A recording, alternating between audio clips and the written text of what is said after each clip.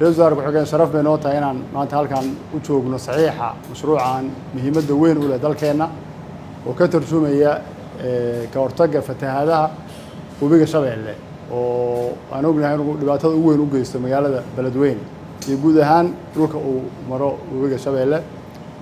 mashruucan waxaa sida hadda safiirku sheegay maalgeliyay dowladda Talyaaniga sanadkii hore ayay ahayd in la shaqo bilaabo laakiin dib u dhac yimid awgeed oo ka yimid xagga waddankaas ayaa dib loogu dhigay ayuu dib ugu dhacay. waxaa maanta halkan ku saxiixi doonaa mashruucaas oo ka kooban 6 milyan oo euro oo xooggeeda la gelin doono fatahaadda Beledweyne qayb ka mid ah la gelin doono beeraleyda Shabeellada Dhexe iyo Hirshabeelle sida ay ugu adkeysan lahaayeen dhibaatada uu keeno fatahaaddu keento ugu adkeysi loogu sameyn lahaa ayuu ka shaqeyn doonaa mashruucaani.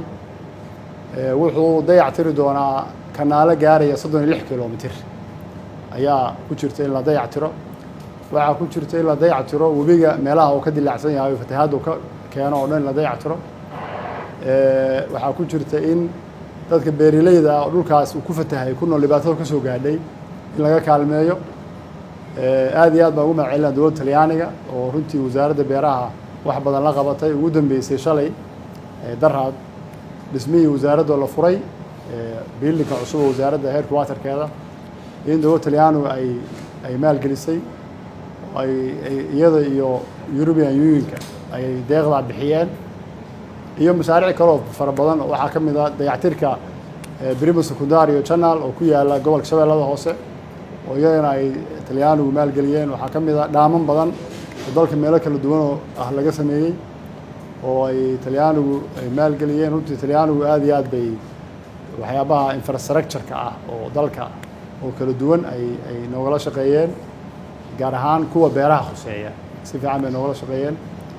waxaan rajaynayaa in mashruucaani wax weyn ka tari doono ka hortagga fatahaadaha webiga Shabeelle haddii meesha uu ka soo bilowdo la hagaajiyo.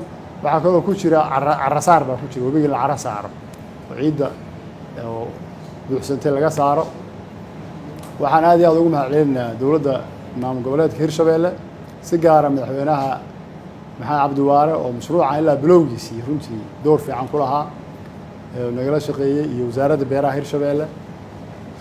fulintana waxay noqon doontaa inay maamulka dowladda goboleedka Hirshabeelle qayb buuxda ka qaadan doonaan haddii la haydmo. arrintaani waxay wax weyn ka tari doontaa ra'iisul wasaare oo adkeysiga abaaraha waddankeena iyo dib u soo nooleynta kanaaladii iyo infrastructure-kii beeraha. webiga haddii la hayana waxaa yaraan doona biyo la'aanta beeraleyda soo wajahda sanad walba.